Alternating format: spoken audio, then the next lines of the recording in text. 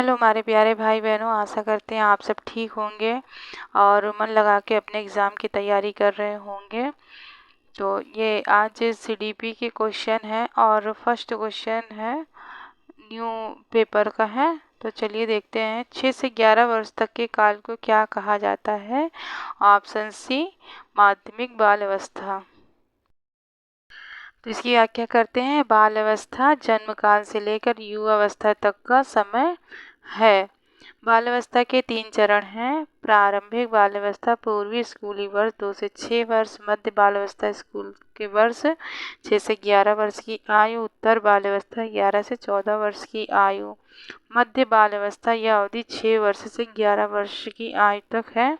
इस समय के दौरान विकास दर धीमी लेकिन स्थिर है और मध्य बाल अवस्था के दौरान शारीरिक विकास प्रारंभिक बाल अवस्था या किशोरावस्था की तुलना में कम उत्तेजक होता है।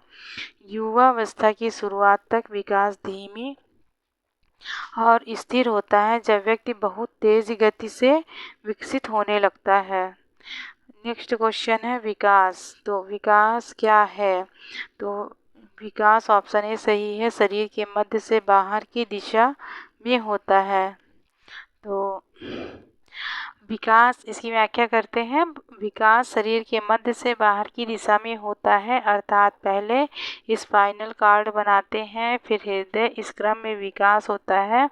चूँकि निकट दूर विकास क्रम को प्रॉक्सिमल डिजिटल डेवलपमेंट सीक्वेंस में शारीरिक विकास पहले केंद्रीय भागों में प्रारंभ होता है, तत्पश्चात केंद्र से दूर के भागों में होता है। उदाहरण के लिए पेट और धड़ में क्रियाशीलता जल्दी आती है। जैसा कि यहाँ नेक्स्ट क्वेश्चन है, कथन दिया हुआ है बच्चों के शारीरिक विकास का उनके सामाजिक व संज्ञानात्मक विकास पर कोई प्रभाव नहीं पड़ता। तो ऐसा नहीं होता है। बच्चों के शारीरिक विकास का उनके सामाजिक व संज्ञानात्मक विकास पर प्रभाव पड़ता है। तो ये ऑप्शन गलत हो गया। तर्क देखते हैं।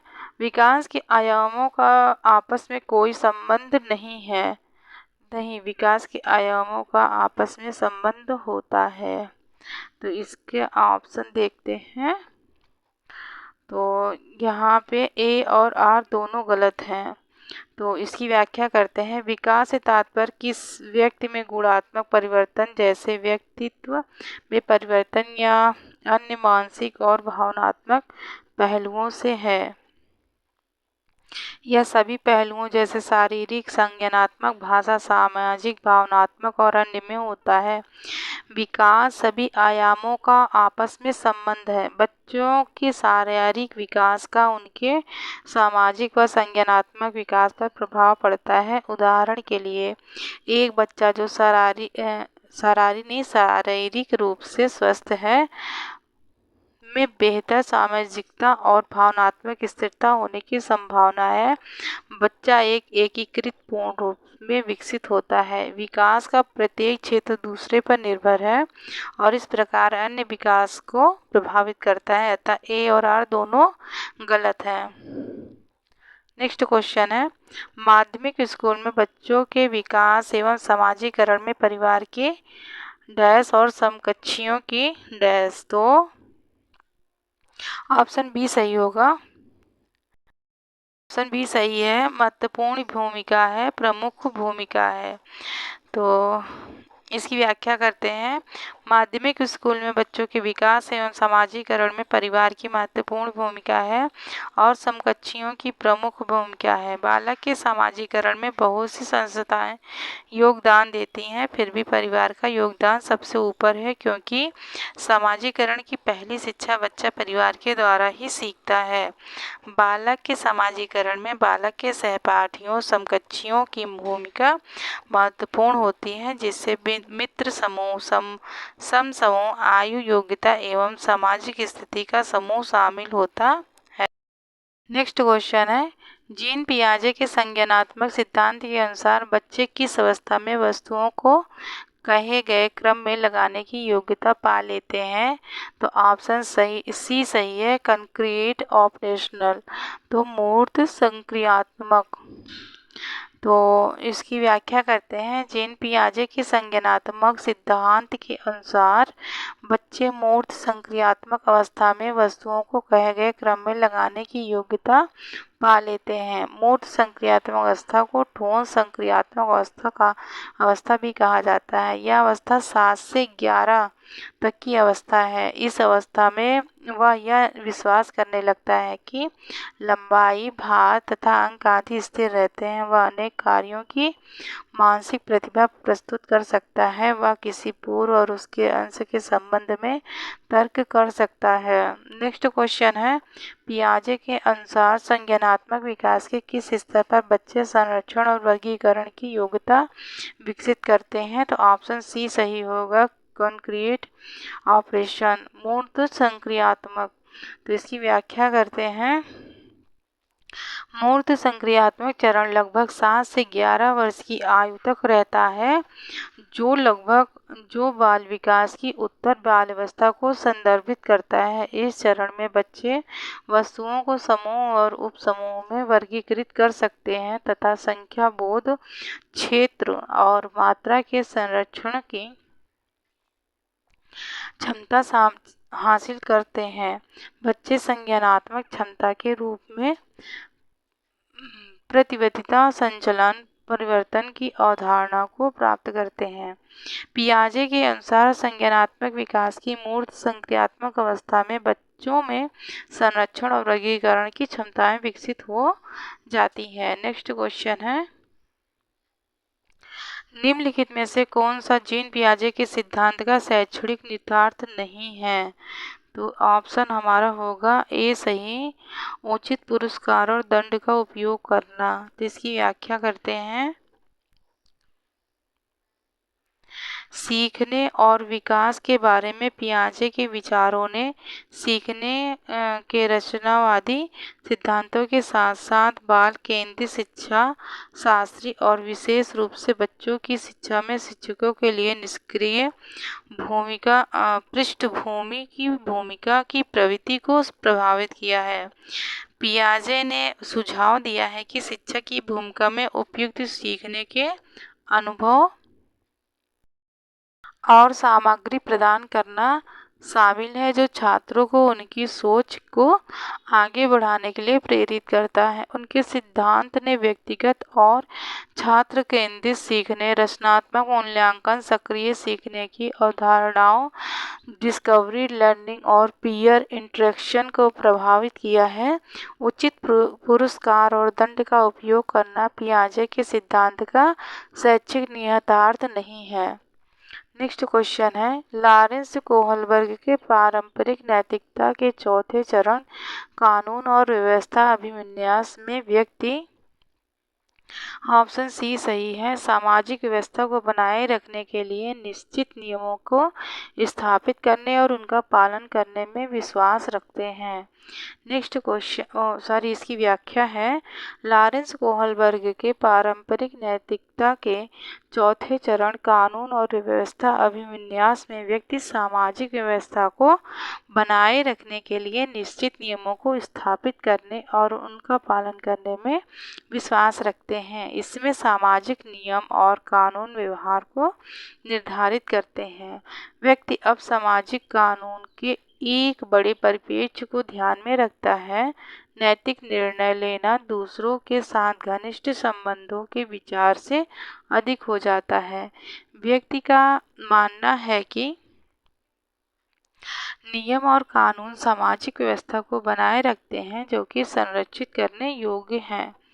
नेक्स्ट क्वेश्चन है, निम्न में से कौन सी पद्धतियां लेव वाइगोत्स्की के सिद्धांत के अनुसार है?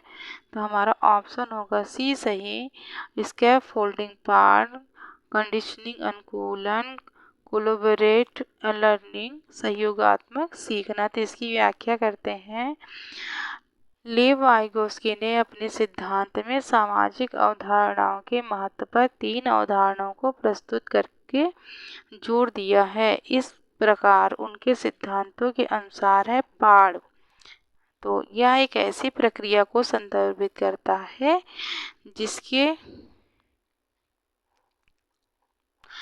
जिसके माध्यम से सीखने वालों को लक्ष्य प्राप्त करने के लिए सीखने के लिए अस्थायी सहायता प्रदान की जाती।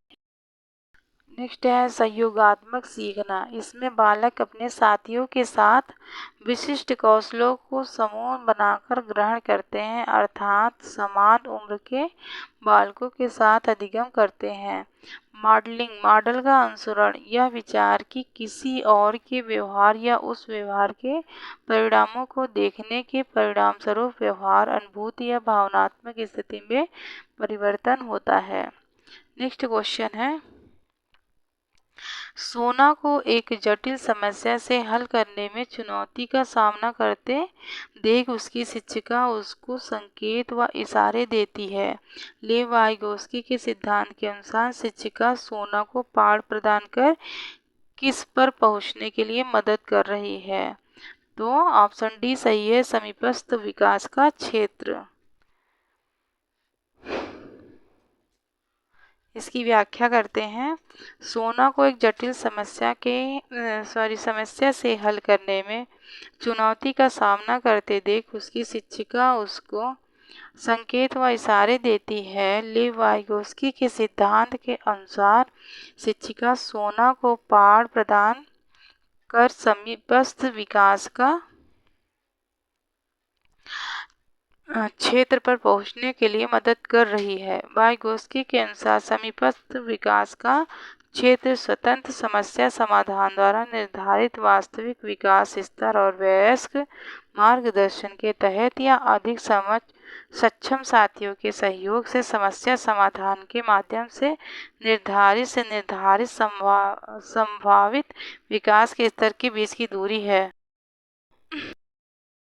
नेक्स्ट क्वेश्चन है, एक प्रगतिशील कक्षा में ऑप्शन ए सही है, अनुशासन को एक स्वनिर्देशित आंतरिक क्रिया के रूप में देखा जाता है। तो इसकी व्याख्या करते हैं। एक प्रगतिशील कक्षा में अनुशासन को एक स्वनिर्देशित आंतरिक क्रिया के रूप में देखा जाता है। जॉन डीवी एक अमेरिकी दार्शनिक ने प्रगतिशील शिक्षा जो इस बात पर बल देती है कि शिक्षण केवल करके सीखना दृष्टिकोण से होता है, इसलिए छात्रों को अपने वातावरण के साथ अनुकूल और अधिगम के लिए अंतःक्रिया करनी चाहिए। प्रगतिशील कक्षा में कक्षा वातावरण की निम्नलिखित विशेषताएं हैं। ज्ञान के निर्माण के अवसर, निर्णय लेने में बच्चों की भागीदारी, भय मुक्त अधिगम वातावरण का निर्माण, विद्यार्थियों की व्यक्तिगत भिन्नताओं का आकलन, समस्याओं को हल करने के लिए लचीले और सहकारी समूह। नेक्स्ट क्वेश्चन है, हावर्ड गार्डनर के अनुसार नृत्यज्ञ व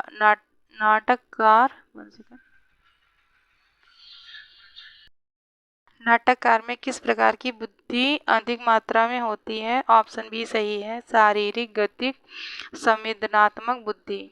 तो इसकी व्याख्या करते हैं। शारीरिक गतिक बुद्धि गार्डनर द्वारा दी गई बुद्धि के प्रकारों में से एक है। यह समस्याओं को हल करने के लिए पूरे शरीर या शरीर के कुछ हिस्सों का उपयोग करने की क्षमता को दर्शाती है। यह शारीरिक गतिविधियों के समन्वय करने के लिए मानसिक क्षमताओं का उपयोग करने की क्षमता है। नेक्स्ट, जिन लोगों की शारीरिक गतिक बुद्धि होती है तो मांसपेशियां की गति को शामिल करके बेहतर सीख सकते हैं और आमतौर पर शारीरिक गतिविधियों में अच्छे होते हैं। नेक्स्ट है, इस बुद्धि से प्रभावित होने वाले कैरियर में एथलीट, डांसर, संगीतकार, अभिनेता, सर्जन, डॉक्टर, बिल्डर, पुलिस अधिकारी और सैनिक हो सकते हैं। क्वेश्चन है, पुरुष ताकतवर, निर्णय लेने वाले और घर के मुखिया होते हैं, जबकि महिलाएं कमजोर, दब्बू, सहनशील होती हैं और केवल घरेलू काम ही कर सकती हैं। किसका उदाहरण है? तो जेंडर रूढ़िवादिता का। तो इसकी व्याख्या करते हैं। पुरुष ताकतवर निर्णय लेने वाले और घर के मुखिया होते हैं, जबकि महिलाएं कमजोर, दब्बू, सहनशील होती हैं और केवल घरेलू काम ही कर सकती हैं। यह जेंडर रूढ़िवादी का उदाहरण है। लैंगिक रूढ़िवादिता एक अनुचित विचार है जो ऐसे सामान्यीकृत दृष्टिकोण या विशेषताओं को संदर्भित करता है जो महिलाओं और पुरुषों के पास होना चाहिए। लैंगिक रूढ़िवादिता हानिकारक होती है। यह महिलाओं और पुरुषों की व्यक्तिगत क्षमताओं को विकसित करने और उनके पेशेवर में जीवन को आगे बढ़ाने अथवा उनकी चुनाव करने की उनकी क्षमता को सीमित करता है। नेक्स्ट क्वेश्चन है, निम्नलिखित में से कौन सा समालोचनात्मक चिंतन करने वाले शिक्षार्थी की मुख्य विशेषताएं हैं? ऑप्शन सी सही होगा, फर्स्ट, सेकंड, थर्ड और फिफ्थ। तो मानसिक विचारों में खुलापन, उत्सुकता व जिज्ञासा, प्रश्न पूछते हैं और स्पष्टीकरण करते हैं। फोर्थ वाला गलत है, फिफ्थ वाला सही है। परिकल्पनाओं का निर्माण करते हैं और प्रयोगों की योजना बनाते हैं। तो इसमें फोर्थ ही रॉन्ग है। तो इसकी व्याख्या करते हैं। समालोचनात्मक चिंतन एक ऐसी प्रक्रिया है जो किसी व्यक्ति को निर्णय लेने के लिए सूचना एकत्र करने, व्याख्या करने और मूल्यांकन करने के लिए चिंतनशील, उचित, तर्क संगत सोच का उपयोग करने के लिए चुनौती देती है। एक शिक्षक छात्रों में समालोचनात्मक चिंतन कौशल का विकसित करने के लिए निम्नलिखित विशेषताएं हैं। मानसिक विचार में खुलापन, उत्सुकता एवं जिज्ञासा, प्रश्न पूछते हैं और स्पष्टीकरण करते हैं, परिकल्पनाओं का निर्माण करते हैं और प्रयोगों की योजना बनाते हैं। नेक्स्ट क्वेश्चन है, बच्चों के आकलन के बारे में निम्नलिखित में से कौन सा कथन सही नहीं है? तो इसमें ऑप्शन है ए, मूल्यांकन केवल अंक के रूप में मात्रात्मक होना चाहिए। तो इसकी व्याख्या करते हैं। बच्चों के आकलन के बारे में कि मूल्यांकन केवल अंक के रूप में मात्रात्मक होना चाहिए, यह कथन सही नहीं है। आकलन से तात्पर्य आंकड़ों के संग्रह और विभिन्न स्रोतों से विभिन्न साधनों के माध्यम से साक्ष्य एकत्र करने से होता है। एक आकलन छात्र की ताकत और सुधार के क्षेत्रों को निर्दिष्ट करते हुए उसके प्रदर्शन पर प्रतिक्रिया प्रदान करता है, जो अधिगम में सुधार के लिए उचित कदम उठाने के लिए अंतर्दृष्टि प्रदान करता है।